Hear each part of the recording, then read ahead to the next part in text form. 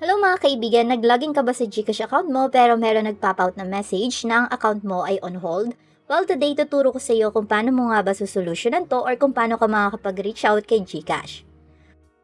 Pwede mo na agad subukan dito ay submit documents pero I recommend na itap mo na lang help center sa GCash app. Pero kapag walang help center, pwede kang humiram ng ibang GCash account dahil hindi mo naman na kailangan mag-login. Now, dito tap lang natin Help Center and hintayin lang natin mag-load. And habang loading pa mga kaibigan, malaking tulong kung magla-like and subscribe ka sa ating channel. Thank you so much. So dito, i-close ko lang advisory dito. And makikita nyo dito yung search tool kung saan dito natin itatype yung keywords ng ating concern. So dito, i-tap ko lang tong type a keyword to search for an article. So i-type natin dito, GCash on hold. After natin ma-type, i-search lang natin and hintayin lang natin yung result. So dito mababasa agad natin na meron ditong tinatawag na my child's GCash junior account is on hold and meron din dito sa may pangalawa yung account is on hold. So dito makikita nyo kung ano ba yung tinutukoy. Etong account is on hold, ito yung para sa mga may account na 18+. Pero kapag bata ka pa, under ka pa na magulang mo, dun ka sa may GCash junior. Since mas marami yung nagko-comment na 18+, so eto yung pipiliin ko ngayon, yung account is on hold. So dito meron explanation. Kailangan mo munang i-check yung email mo or SMS. Ngayon kapag meron ka nakita sa email mo na nagpadala ang GCash ng notice account deactivation in accordance with the suspension or deactivation, eto yung kailangan mong i-click, okay? Pero take note, kapag nabasa mo sa pinadala nilang email ay dahil yung account mo ay not fully verified within 12 months of creation, ang i-click mo dito ay etong blue na to. Okay? Pero kapag ang nabasa mo nga ay about sa card section or terms and conditions, ito yung i-click mo. So try muna natin dito. So kapag ito yung na-receive mong email, so about sa suspension or deactivation, hindi dun sa may about sa fully verify, ito yung kailangan mong gawin. Medyo confusing lang pero tandaan nyo, kapag ang nilalaman ng email ay about sa deactivation due to non-verification of your GCash account, ang i-click mo, eto. So, nakatapat naman yan. Pero kapag about nga sa suspension or deactivation ng GCash account dahil nga sa terms and conditions, eto yung mga kailangan mong ibigay. So, after natin ma-check yung nilalaman ng email na na-receive natin from GCash, kailangan natin mag-reply, okay? So, sa pagre-reply, ano nga ba yung dapat natin i-reply? Makikita nyo dito sa ating monitor yung pwede nyong i-send kay GCash. Kasi magre-request ka ng quit claim form. So, once na mabigyan ka na ng quit claim form, proceed ka na dito sa number 3, accomplish, ipapapirma, and ipapanotarize po yung form. Now, isi-send mo yun pabalik kay GCash. Kailangan masubmit mo yun within 72 hours.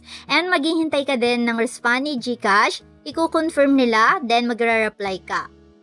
Now, after that, kailangan mo na ma-cash out yung remaining balance ng GCash account mo. Kung fully verified yung account mo, bibigyan ka ng GCash ng 24 hours para ma-withdraw mo yung funds mo. Kapag naman basic accounts ka pa lang, meron kang 72 hours para ma-cash out mo yung funds mo. Pwede kang gumamit ng pay bills, buy load, or scan to pay. Okay, pero iba yung paraan kanina kung halimbawa ang problema mo nga ay yung about sa pagbe-verify ng account mo. So, dapat yung link kanina yung pinili mo. Pero ito ay explanation kapag halimbawa sa email ka naka-receive. So, i-ensure mo lang na ma-cash out mo na lahat ng pera mo sa iyong account. Dahil permanently makuklose yung GCash account mo after nung period na binigay nila sa'yo or yung given time nila sa'yo para ma-cash out na yung pera. So, ito ay para sa mga na-on hold na account na naka-receive ng notification sa kanilang email. Pero iba din yung paraan kapag halimbawa naka-receive ka lang ng notification nila sa iyong SMS at doon din sa mga walang na-receive na message from GCash. So, babalik tayo doon para maituro ko naman sa inyo kung paano yung gagawin nyo kung halimbawa doon kayo naka-receive sa may SMS. Alright, so nandito na tayo sa may step 2 kung saan i-check mo yung SMS mo kung wala ka na-receive sa email mo. Dito kung mapapansin mo, meron din ditong link. So, ito yung i-click mo kapag sa messages ka naman naka-receive ng notification from GCash. Okay? Pero kapag wala ka na-receive kahit sa email or SMS, so mamaya ituturo ko sa inyo kung paano yung gagawin nyo. So, dito muna tayo sa mga naka-receive ng SMS. So, kapag sa SMS ka nga pala, mahihirapan ka dahil hindi ka pwedeng humiram ng GCash account dahil dito yung form kung ano yung GCash account na ginamit mo. Kahit sa labas ka nag-tap ng help center, makikita na agad dito yung primary details ng account mo, katulad ng registered full name saka yung mobile number mo. So, I suggest, punta ka na lang sa My Google, then i-type mo doon yung submit ticket form. Or, makikita mo doon yung help center ng GCash. So, search mo na lang sa Google. So, dito, ito yung mga kailangan mong sagutan sa form. So, hindi ko na isa-isahin, pero importante na masagutan natin to lahat kasi hindi natin to masasabit kapag kulang yung ating ginawa. Okay? So, dito, kapag meron kayong hindi naiintindihan sagutan, pwede nyo naman yan iwan sa ating comment section at babalikan namin. Pero hindi ko na kasi pwede isa-isahin dahil masyadong mahaba. So, sa proof of billing, pwede ka dito mag-submit. Ito yung mga halimbawa, utility bills, credit card bills, and marami pang iba. So, bank with relationship. So, halimbawa, meron kang GSave. So, kailangan mo din picturean yon yung account mo. So, download mo na lang din kung ano bang bank yung partnership dun sa GCash account mo. So, halimbawa, sa may CIMB, kung meron kang CIMB app, tapos connected yun sa GCash mo, picturean mo na lang din. Lahat to ay kailangan natin ihanda dahil ito ay isi-send natin sa kanila. Okay? So, yung selfie photo, magsi-selfie ka lang. And yung copy of signature mo, pumirma ka lang sa isang paper para mai-send mo din sa kanila. Then, dito, mababasa din natin na kailangan i-check din natin yung box ng I hereby declare that the information provided are true and correct. So, okay? Kailangan tama lahat ng information na ibibigay mo kasi i-check din nila yung iyong account. So, valid ID, importante yan na valid yung ID na ibibigay mo dito, hindi expired. Kailangan mo din mag-selfie habang hawak mo yung ID mo and make sure na yung ID ay makikita talaga sa photo. Kailangan malinaw yung details ng ID mo. And, mag-i-screenshot ka din ng phone settings mo kung saan makikita yung number ng GCash account mo. So, lahat ng box na to ay checkan mo and dito mag-a-add ka lang ng other or additional information about dun sa problem na na-encounter mo. Para mas malinaw, pwede mo ditong i-dictate or sabihin kung kailan mo ba na-encounter etong account on hold issue ng account mo. Then, isend mo din dito kung kailan ka ba naka-receive ng notification nila. And dito mo i-add lahat ng files or isi-send. Then, once na okay na lahat, itap mo lang yung submit and maghihintay ka na ng reply nila sa iyong email or pwede rin naman na mag-text sila sa'yo. So, kailangan mo lang mag-monitor.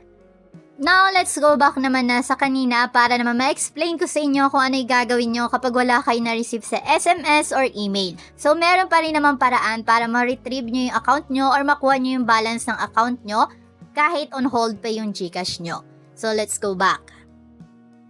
Now, kapag wala ka nga na-receive, itap mo lang dito yung chat with GG dito sa may lower part.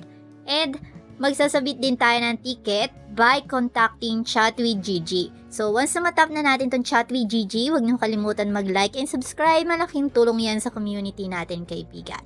So, hintayin lang natin yung greetings dito ni GG.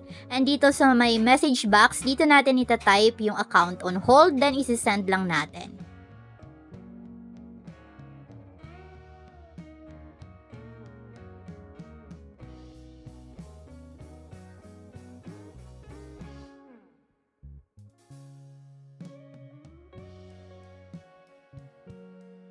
Now, paki-provide lang dito yung number ng GCash account mo. So, tatanggalin mo lang yung 0 sa unahan. So, ang ibibigay mo dito, 10 digit.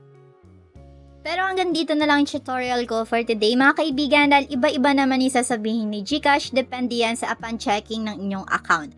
So, gawin nyo lang kung halimbawa hihingan kayo ng ID or mayroon sa inyong hihingin na documents. Or kung meron din silang ibibigay na form, sagutan nyo lang din. Okay, so nakadepende yan kung ano yung makikita nila sa inyong account. Pwede rin maaari din na sabihin nila na pwede na kayong mag-login dahil wala namang problem and siguro ng mga oras na yon nagkaroon lang ng glitch yung GCash. So, hanggang dito na lang ang video natin mga kaibigan and sa susunod ulit, so huwag nyo kalimutan mag-like and subscribe. See you again, kaibigan.